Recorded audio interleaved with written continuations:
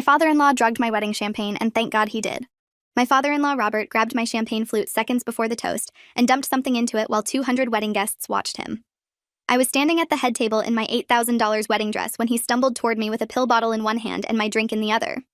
My new husband, Derek, lunged across the table trying to stop him, screaming that his father had lost his mind. Robert shoved Derek backward into the wedding cake and held the glass toward my mouth, saying, "Drink this right now, Natalie. Trust me, and drink every drop." My mother was already calling 911 about a drunk man drugging the bride while guests pulled out their phones filming everything. My bridesmaids grabbed my arms, pulling me away from Robert while the groomsmen tackled him to the ground. The champagne spilled across the white tablecloth and Robert kept yelling that I needed to drink it before Derek gave me the other glass. Security guards from the venue were running toward us and Derek was wiping cake frosting off his tuxedo, saying his father had dementia and hadn't taken his medication. My maid of honor whispered that we should call an ambulance because Robert looked genuinely terrified instead of drunk or confused. The bottle he'd been holding rolled across the floor and my cousin picked it up, reading the label out loud. "Rohypnol. That's a date rape drug. Why does your father-in-law have roofies at your wedding?" Everyone froze and stared at the pill bottle while Robert stopped fighting the groomsmen holding him down. He looked straight at me with tears running down his face and said, "Check Derek's jacket pocket right now, the inside left one. There's another bottle and he was going to use it on you and 4 other women here tonight." Derek's face changed into something I had never seen in the 2 years we dated. His jaw clenched and his eyes went completely cold before he smiled and said his father was having a psychotic break and we needed to get him to a hospital immediately. But my brother was already moving toward Derek, asking him to empty his pockets to clear this up. Derek backed toward the exit, saying he would not be searched like a criminal at his own wedding because his father made insane accusations. My dad blocked the door and told Derek if he had nothing to hide, then showing his empty pockets would end this nightmare. The wedding coordinator was on the phone with police saying there was a situation with drugs at the Riverside Hotel ballroom. Derek's hand moved toward his jacket and I saw him weighing whether to run or fight. Then he grabbed my 16-year-old cousin Melissa by her hair and pulled a folding knife from his sock, pressing it against her throat. Everyone started screaming and Derek dragged Melissa backward toward the kitchen entrance while telling everyone to get away from the doors or he would kill her. My cousin was crying and clawing at Derek's arm around her throat while he kept the knife blade pressed under her jaw. The security guards had their hands up trying to talk him into letting her go, but Derek was already through the kitchen door. We heard Melissa screaming and then a crash and then nothing. My uncle ran through the door first and found Derek unconscious on the tile floor with a line cook standing over him holding a cast iron skillet. Melissa was huddled against the industrial refrigerator with a small cut on her neck but otherwise unharmed. The cook said Derek backed into the kitchen, not watching where he was going, and he saw the knife, so he hit him with the nearest heavy object. Police sirens were already close and getting closer while my brother held Derek's arms behind his back. My dad pulled a pill bottle from Derek's inside jacket pocket exactly where Robert said it would be. Same label, same drug, 12 pills missing from a prescription that was not in Derek's name. Robert was still on the floor with groomsmen holding him down even though he had stopped fighting. He kept saying he was sorry for ruining my wedding, but he could not let Derek go through with his plan. I dropped beside Robert asking what plan and how did he know about the drugs. He told me to check Derek's phone because he had been tracking Derek's location and reading his messages for the past 3 weeks after finding disturbing search history on the family computer. The police arrived and immediately handcuffed Derek, who was just starting to wake up from being hit with the skillet. They found the knife and both pill bottles and asked who wanted to press charges for assault with a deadly weapon.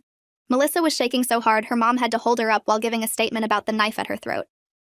Robert handed his phone to the lead detective, showing text messages between Derek and someone named Steven discussing their plan for tonight.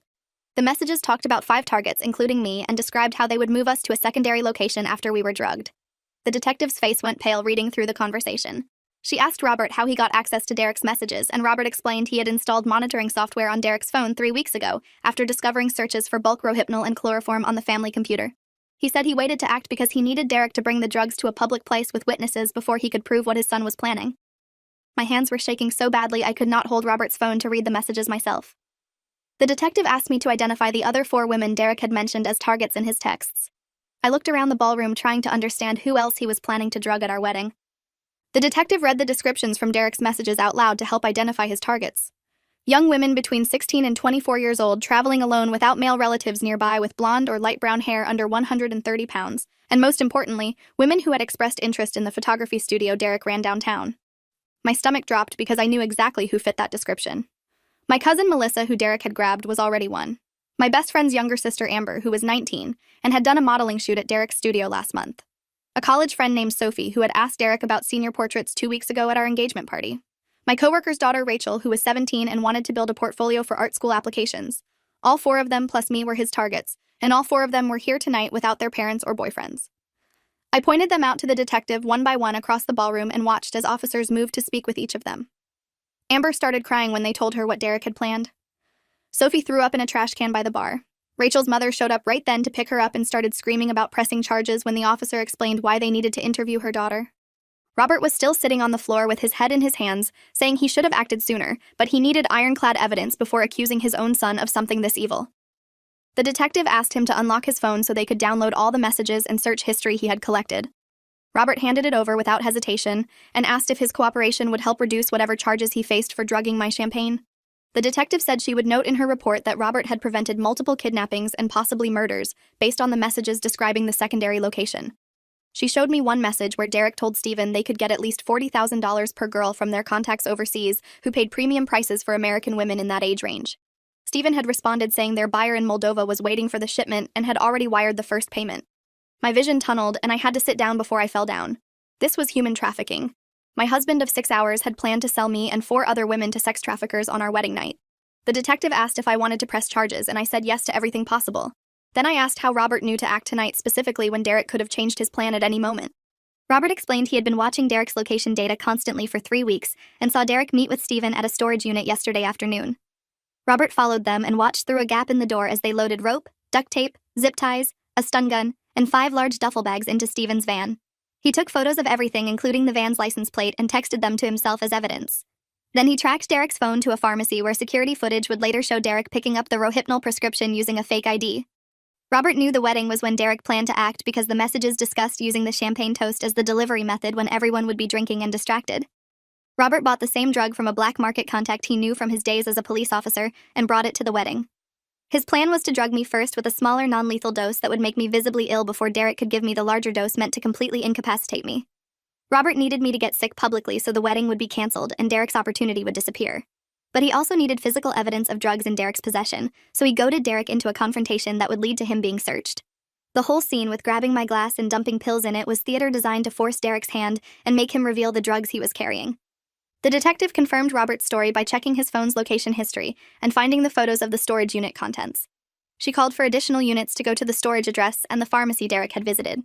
Within 30 minutes, officers at the storage unit found everything Robert had photographed, plus 5 sets of women's clothing in different sizes and 5 passports with blank photo pages. At the pharmacy, they pulled security footage showing Derek using a fake medical license to obtain controlled substances. The evidence was overwhelming, and Derek's lawyer, who showed up an hour later, took one look at everything and advised Derek to cooperate fully. But Derek refused to speak without a deal, so they transported him to county jail and charged him with 5 counts of attempted kidnapping, possession of controlled substances with intent to distribute, conspiracy to commit human trafficking, and assault with a deadly weapon for holding the knife to Melissa's throat. Bond was set at $2 million, which Derek could not afford even after liquidating all his assets. His photography studio was searched that same night, and investigators found a hidden room behind a false wall in the basement. Inside, they discovered recording equipment, restraints bolted to the floor, and a laptop containing videos of at least 15 different women being photographed in compromising positions without their knowledge. Timestamps on the files showed Derek had been drugging clients at his studio for the past 18 months. My mother had to be sedated by paramedics after hearing about the hidden room and what Derek had been doing to his clients. My father sat in the hotel parking lot in his rental tuxedo, staring at nothing for over an hour while police finished processing the scene. All 200 wedding guests had given statements and left by midnight while I sat in the ballroom still wearing my wedding dress talking to detectives. They asked about any warning signs I had missed, and I kept saying there were none because Derek had been perfect. Attentive, romantic, never pushy or controlling, supportive of my career, respectful to my family, and completely normal in every way that mattered. The detective said that was how predators operated, by building trust and maintaining a flawless public image while hiding their true nature. She told me 14 women in the videos from Derek's studio had already been identified and contacted. All of them thought they had simply fallen asleep during their photo sessions from exhaustion or low blood sugar. None of them realized they had been drugged and photographed unconscious. The detective said I was incredibly lucky Robert had discovered what Derek was planning before the wedding happened. She estimated I had maybe 20 minutes of consciousness left after Derek gave me his champagne before I would have been completely incapacitated and vulnerable to being moved without resistance. Robert was released without charges after the prosecutor reviewed his cooperation and determined his actions had prevented serious felonies. The district attorney made a public statement praising Robert's courage in exposing his own son and likely saving multiple lives. But Robert told me he felt nothing like a hero when he came to my house 3 days after the wedding that never happened. He stood in my parents' living room crying and apologizing for not raising Derek better and for not seeing the monster his son had become. I asked him how he first suspected something was wrong, and Robert said it started 2 months ago when Derek borrowed the family computer and forgot to clear his browsing history. Robert saw searches for date rape drugs, human trafficking routes through Eastern Europe, and how to bypass airport security with unconscious passengers. At first, he thought maybe Derek was researching something for a podcast or true crime hobby. But then Robert found the fake medical license hidden in Derek's desk drawer at home, along with business cards for 3 different shell companies Derek had registered in Delaware. Robert hired a private investigator who discovered Derek had traveled to Moldova twice in the past year, using a passport under a different name. The investigator also found Derek's real name connected to an Interpol watch list for suspected involvement in an international trafficking ring. Robert showed me the investigator's full report sitting at my parents' kitchen table while my mother made coffee none of us drank. The report detailed how Derek had been recruited by Stephen during college when they both worked at a nightclub downtown. Stephen was already involved in trafficking and saw Derek's photography studio as perfect cover for identifying and grooming potential victims. They had successfully trafficked 8 women in the past 3 years according to Interpol's estimates, based on money transfers and travel patterns. The women who appeared in Derek's hidden room videos were not their actual victims, because those women had cooperated and been photographed normally. The unconscious recordings were Derek practicing his drugging technique and timing, so he would know exactly how much Rohypnol to use for complete incapacitation without overdose. He needed his victims alive and undamaged to get full payment from buyers overseas. The investigator had traced $180,000 in deposits to Derek's offshore accounts over the past 3 years, with payment notes describing merchandise delivery and customer satisfaction. My throat closed up reading those words because merchandise meant women and customer satisfaction meant rape, and I had almost been part of that supply chain. Robert put his hand on my shoulder and said he would understand if I never wanted to see him again because his son had planned to destroy my life. I told Robert he saved my life and I would be grateful to him forever, no matter what happened next. My father agreed and said Robert showed more integrity and courage than most men would in his position. Turning in your own child for crimes this serious was not something most parents could do even with overwhelming evidence. Robert said he struggled with denial for weeks after finding the initial evidence because Derek was his only child, and admitting what Derek had become meant admitting Robert had failed as a father. But Robert's wife had died from cancer 6 years ago, and one of her last requests was that Robert always choose what was right over what was easy. She made him promise never to look away from evil even if it meant losing everything he loved. So Robert had investigated Derek thoroughly, documented everything meticulously, and waited for the perfect moment to expose him publicly where Derek could not escape or destroy evidence. The wedding was ideal because Derek would have the drugs on his person, all his targets would be present, and there would be hundreds of witnesses to whatever happened. Robert knew drugging my champagne would create chaos, but he also knew it would force Derek to either submit to being searched or reveal his guilty conscience by running. Either outcome would lead to Derek's arrest and stop the trafficking plan. The media coverage started the next morning with every local news station running stories about the wedding that ended in a human trafficking arrest. My name was kept confidential as a victim, but Robert's identity was published along with Derek's mugshot and the charges against him. Robert's phone rang constantly with interview requests and book deal offers, which he declined. He said profiting from exposing his son's crimes would dishonor his wife's memory and the victims Derek had hurt. Stephen was arrested 2 days later trying to board a flight to Moldova with $60,000 cash and a laptop containing encrypted files about their trafficking operation. Federal investigators broke the encryption and found detailed records of 31 women who had been trafficked over the past 8 years through the network Stephen managed. Derek and Stephen were apparently mid-level operators taking orders from someone higher up who federal agents were still trying to identify. The FBI asked me to testify before a grand jury about Derek's behavior and our relationship to help them build a pattern of manipulation and deception. I spent 4 hours answering questions about how Derek had isolated me from friends, convinced me to quit my job at the law firm, and persuaded me to add his name to my savings account containing $40,000 from my grandmother's inheritance. The FBI agent explained Derek's pattern was to identify women with assets or family money, romance them quickly, marry them legally to gain access to their finances, then traffic them before they realized anything was wrong. The $40,000 in my account would have been drained and transferred offshore within hours of me being drugged at the wedding. 4 of Derek's previous girlfriends had similar experiences of quick romances followed by sudden disappearances after lending Derek money or co-signing loans. None of them had reported it to police because Derek always had plausible explanations like business emergencies or family crises requiring him to leave town suddenly. The FBI tracked these women down and interviewed them as part of their investigation. All 4 confirmed Derek had pressured them to cut contact with protective friends and family members who expressed concerns about the relationship moving too fast. Derek would frame it as defending their love against jealous outsiders who wanted to break them up. It was classic isolation and grooming behavior designed to leave victims vulnerable with no support system when he decided to act. I recognized every single manipulation tactic they described because Derek had used all of them on me over the past 18 months. My annulment paperwork was filed within a week and granted immediately given Derek's arrest and fraud charges. The judge apologized for what I had been through and said the marriage was void due to Derek's fraudulent intent from the beginning. I got my maiden name back and felt like I could breathe again without Derek's last name attached to mine. But then my bank called saying Derek had attempted to access my account from jail using the online banking credentials I had given him. He tried to transfer my entire savings to an offshore account, but the bank's fraud detection stopped the transaction. They froze the account and required me to appear in person with identification to regain access. When I went to the bank, the manager showed me Derek had been slowly moving money out of my account for months. Small transfers of $500 or $800 that I had not noticed because Derek handled our finances, and I trusted him completely. He had stolen over $12,000 before being arrested, and I would need to file a police report to potentially recover it through restitution. The manager also discovered Derek had opened 3 credit cards in my name using my social security number. All 3 were maxed out with a combined balance of $35,000 for purchases I never made. I had to file identity theft reports and fraud disputes with every credit bureau while my credit score plummeted. My mother helped me sort through the financial mess Derek had created while my father met with lawyers about suing Derek for damages. But Derek had no assets left after liquidating everything to try making bail. His photography studio was seized by federal investigators as evidence. His apartment was rented, so there was no property to claim. His car was leased and already repossessed. The offshore accounts were frozen but mostly empty because Derek had spent lavishly on maintaining his cover as a successful businessman. My lawyer explained I could get a judgment against Derek, but collecting on it would be nearly impossible since he was facing decades in prison. The best I could hope for was restitution ordered as part of his criminal sentence, but victims rarely saw full repayment in cases like this. I would have to rebuild my finances from scratch while dealing with the emotional trauma of almost being trafficked by my own husband. My therapist said it was normal to feel violated and betrayed on multiple levels. Derek had not only planned to kidnap and sell me, but had also stolen from me, isolated me, and manipulated every aspect of our relationship. The person I thought I loved never existed. Derek had been playing a role designed to exploit my vulnerabilities and trust. The preliminary hearing was held 6 weeks after the arrest, and I had to sit in the courtroom watching Derek in his orange jumpsuit. He looked thinner and paler but showed no remorse or emotion during the proceedings. The prosecutor presented evidence of the trafficking conspiracy, including messages between Derek and Stephen discussing previous successful deliveries of merchandise. They had code words for everything. Packages meant women. Shipment meant transporting victims across borders. Client satisfaction meant the women had been accepted and payment received. The messages were clinical and cold, with Derek discussing human beings as if they were products being moved through a supply chain. One message complained about a previous package being damaged during shipment and the client demanding a discount.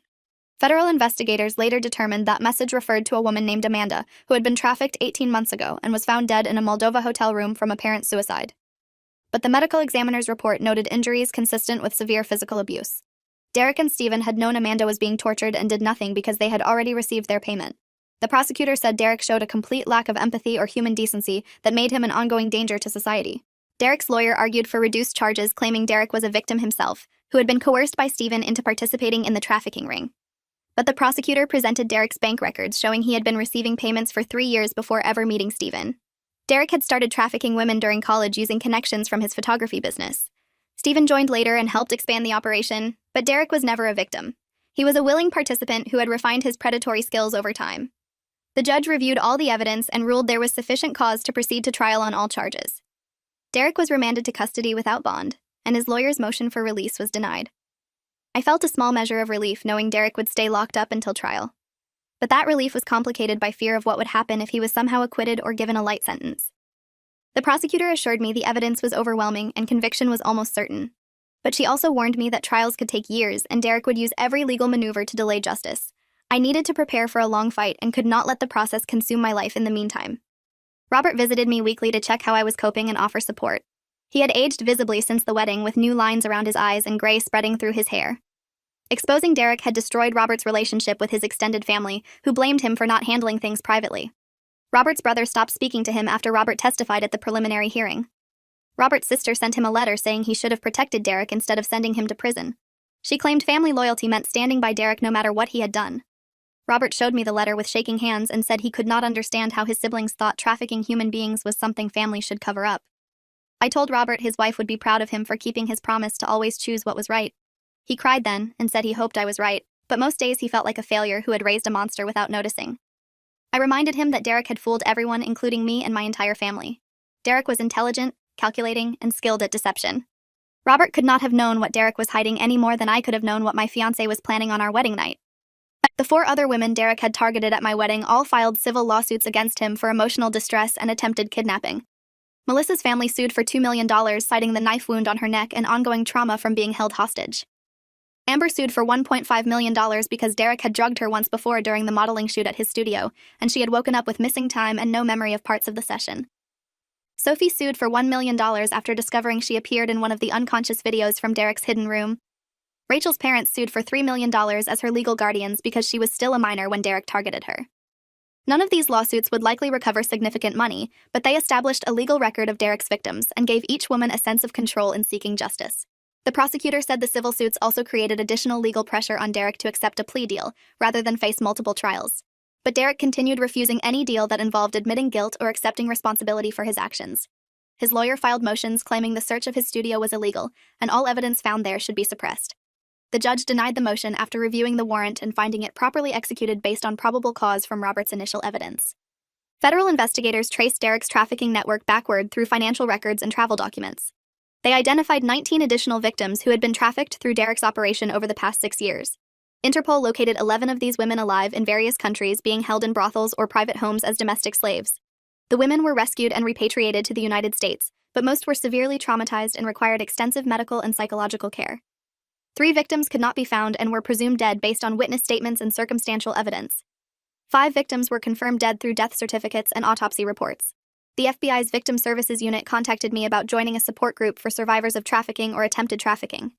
I attended one meeting and met a woman named Gabrielle who had been trafficked by Derek 4 years ago, when she was 22. Gabrielle had been rescued from Moldova after 8 months in captivity and returned to the United States physically and emotionally destroyed. She spent 3 years in intensive therapy before she could function normally again. Gabrielle told me she still had nightmares about Derek's face and the moment she realized she had been drugged at his photography studio. Hearing Gabrielle's story made me understand how close I had come to her fate. If Robert had not acted, I would have woken up in a foreign country surrounded by men who had purchased me for their pleasure. I would have been beaten, raped, and brutalized until my spirit broke and I stopped fighting. Then I would have been discarded like trash when I was no longer profitable or useful.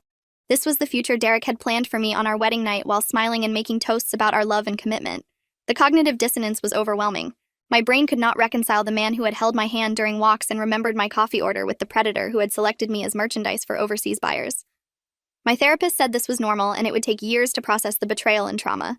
She warned me against trying to understand Derek's psychology or motivations because that path led to self-blame and rumination.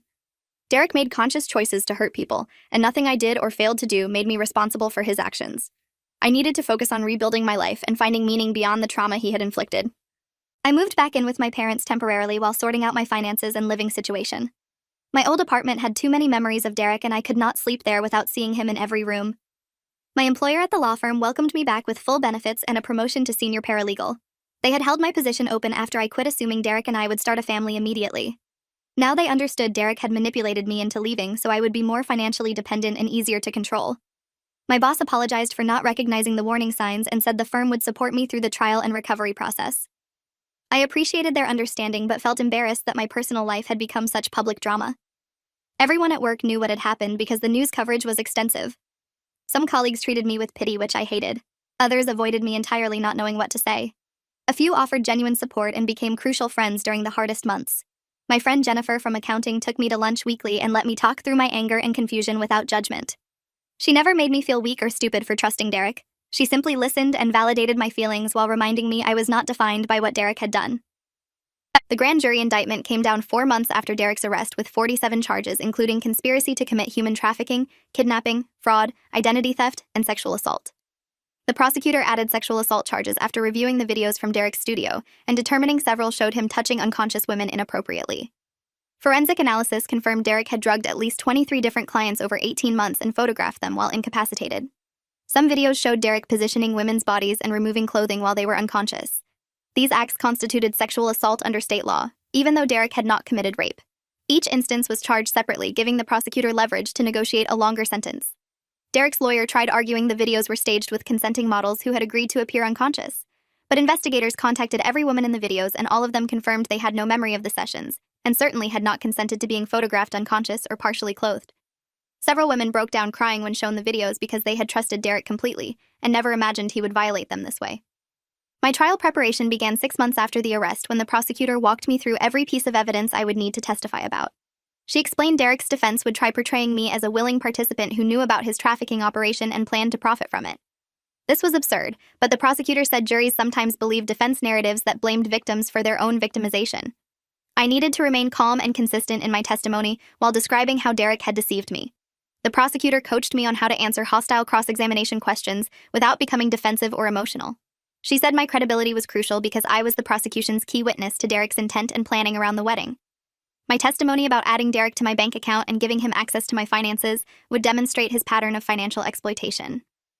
My description of Derek's isolation tactics would show his methodical grooming process. And my shock at discovering his trafficking plan would humanize the case for jurors who might otherwise see trafficking as an abstract crime happening to anonymous victims overseas. I was not anonymous. I was an educated professional woman from a good family who had been targeted and nearly destroyed by a skilled predator. The week before trial, Derek's lawyer made a final plea offer: 25 years in federal prison with no possibility of parole in exchange for Derek testifying against the higher-level traffickers in his network. The prosecutor presented this offer to me and the other victims, asking our opinions. Melissa's family wanted Derek to serve life without parole and rejected any deal. Amber was willing to accept the 25-year sentence to avoid testifying and reliving her trauma. Sophie wanted Derek to face trial and be convicted on every charge regardless of sentencing. Rachel's parents were conflicted because they wanted Derek imprisoned forever, but also wanted to protect their daughter from the trial. I told the prosecutor I would support whatever decision gave Derek the longest possible sentence while protecting victims from further harm. If his testimony against other traffickers would save lives, then I could accept 25 years. But if he was simply trying to reduce his sentence without providing valuable information, then I wanted him to face trial. The prosecutor said Derek's information was legitimate and could dismantle a major trafficking network operating across 6 countries. The FBI had already used Derek's preliminary debriefing to locate 4 women being held in Romania and Turkey. Those rescues alone justified considering the deal, but then Stephen agreed to testify against Derek in exchange for his own reduced sentence. Stephen's testimony eliminated the prosecution's need for Derek's cooperation because Stephen knew everything Derek knew and more. The prosecutor withdrew the plea offer and informed Derek's lawyer they were proceeding to trial. Derek's lawyer requested a continuance, claiming insufficient time to prepare, but the judge denied the motion. The trial was scheduled to begin in 3 weeks and would last approximately 6 weeks given the number of charges and witnesses. I requested time off from work and prepared mentally for the ordeal ahead. My therapist increased our sessions to twice weekly to help me cope with the anticipation and anxiety. She taught me grounding techniques for managing panic attacks and dissociation during testimony. She role-played hostile questions so I could practice staying centered while being attacked by defense attorneys. She reminded me constantly that I had survived the worst Derek could do, and testifying about it could not hurt me more than the actual experience had. I repeated this mantra whenever fear threatened to overwhelm me. I survived. I am surviving. I will continue surviving. The trial began on a cold Monday in November, with jury selection taking 3 full days. Derek's lawyer wanted jurors who would sympathize with claims that Derek was mentally ill rather than evil. The prosecutor wanted jurors who understood trafficking as a serious crime and would not blame victims. They questioned hundreds of potential jurors about their views on human trafficking, sex work, personal responsibility, and mental illness. The final jury consisted of 7 women and 5 men ranging in age from 28 to 67. The prosecutor seemed satisfied with the composition, but warned me that juries were unpredictable, and we needed to present overwhelming evidence to guarantee conviction. Opening statements began on Thursday with the prosecutor laying out Derek's trafficking operation in brutal detail. She showed the jury photos of the storage unit contents, transcripts of messages between Derek and Stephen, financial records proving payments for women, and testimony describing Derek's predatory pattern. Then she introduced me as the woman Derek had planned to traffic on their wedding night while pretending to love her. The jury turned and stared at me sitting in the front row, and I felt exposed and judged even though I had done nothing wrong. Derek's lawyer gave his opening statement painting Derek as a troubled man with undiagnosed mental illness who had been manipulated by Stephen into criminal activity. He claimed Derek had genuine feelings for me and never would have hurt me, but Stephen had threatened Derek's life if he did not cooperate with the wedding night plan. This narrative was contradicted by every piece of evidence, but the lawyer presented it convincingly enough that I saw 2 jurors nodding along. The prosecutor had warned me defense lawyers spin alternative facts, hoping to create reasonable doubt in even one juror's mind. That was why we needed overwhelming evidence showing Derek's guilt beyond any doubt. The prosecution's case took 4 weeks, presenting 47 witnesses, including federal agents, Interpol investigators, Derek's previous victims, forensic accountants, and technology experts who analyzed Derek's encrypted communications. I testified on a Wednesday afternoon and was on the witness stand for 6 hours over 2 days. The prosecutor asked me to describe my relationship with Derek from our first meeting through the wedding night disaster. I explained how Derek had seemed perfect, attentive, and genuinely loving. I described his gradual isolation of me from friends and family that I had not recognized as manipulation until afterward. The prosecutor showed me text messages where Derek convinced me my best friend was jealous of our relationship and causing drama I did not need. She showed bank records where Derek slowly drained my savings with small transfers I had authorized thinking they were for wedding expenses or business investments. She showed photos of the offshore accounts where my money ended up, along with payments from trafficking buyers. Then she asked me to describe the wedding night when Robert drugged my champagne and exposed Derek's plan. I walked through every moment from Robert grabbing my glass to Derek holding a knife to Melissa's throat to the police finding drugs in Derek's jacket. Several jurors were crying as I described realizing the man I married had planned to sell me. The prosecutor asked how I felt learning my husband was a human trafficker. I said I felt devastated, violated, and angry, but mostly lucky that Robert had saved my life. Then Derek's lawyer began his cross-examination, trying to suggest I had known about Derek's trafficking operation. He asked if I ever questioned why Derek traveled internationally so frequently. I said no because Derek told me he was visiting photography equipment suppliers, and I had no reason to doubt him. The lawyer asked if I ever saw the hidden room in Derek's studio. I said no because I was never in the basement. He asked if I knew Derek used fake identification. I said no because Derek showed me his real driver's license. He asked if I benefited financially from Derek's trafficking income. I said no because I did not know the money existed until after his arrest. The lawyer kept trying to portray me as either complicit or willfully ignorant, but the prosecutor objected repeatedly, and the judge sustained most objections. After 3 hours of hostile cross-examination, the lawyer finally gave up and dismissed me. I walked back to my seat shaking and feeling like I had been attacked, but the prosecutor squeezed my hand and whispered I had done perfectly, and the jury believed me. Robert testified the next day, describing how he discovered Derek's crimes and planned to expose him at the wedding. Robert's testimony was powerful because he had nothing to gain from testifying against his own son. The jury could see his pain and devastation as he explained choosing justice over family loyalty. Derek's lawyer tried suggesting Robert had planted evidence or fabricated the trafficking plot to frame Derek, but Robert's documentation was too thorough to dispute. The lawyer eventually stopped questioning, and Robert stepped down looking 20 years older than when he started. Stephen testified for the prosecution under his plea agreement, explaining how Derek had recruited him in college and taught him the trafficking operation. Stephen described Derek as cold, calculating, and completely devoid of empathy for his victims. He said Derek referred to trafficked women as inventory and discussed them the way someone might discuss furniture or appliances. Stephen admitted his own guilt and responsibility, but emphasized Derek was the architect and primary operator of their network. Derek had connections with buyers in 7 countries and had been trafficking women since he was 19 years old. Stephen had joined when he was 23, and Derek was already experienced and successful. The defense tried discrediting Stephen by pointing out his own criminal history, but his testimony was corroborated by physical evidence and financial records. The jury seemed convinced by Stephen's account, especially when he broke down crying while describing one victim who had begged them not to put her on the plane.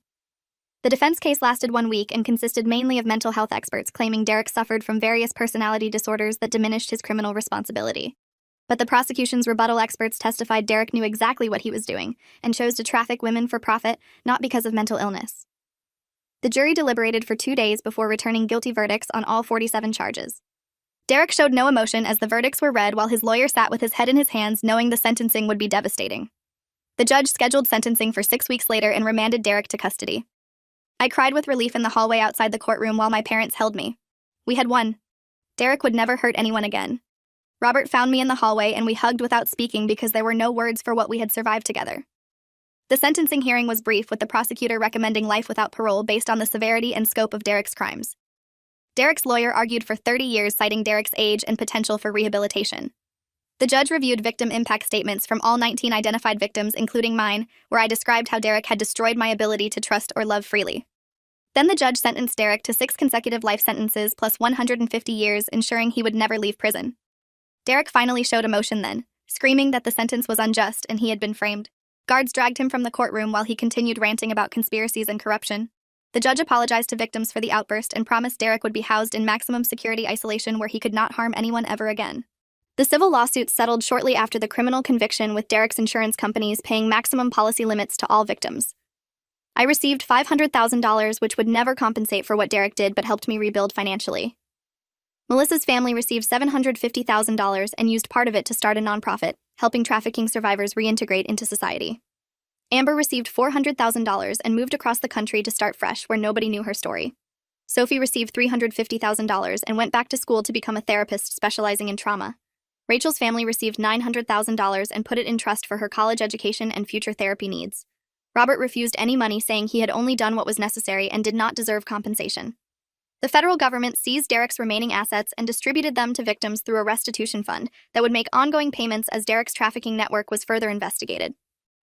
2 years after Derek's conviction, federal investigators had dismantled his entire trafficking network, arresting 23 people across 8 countries and rescuing 47 women being held in captivity.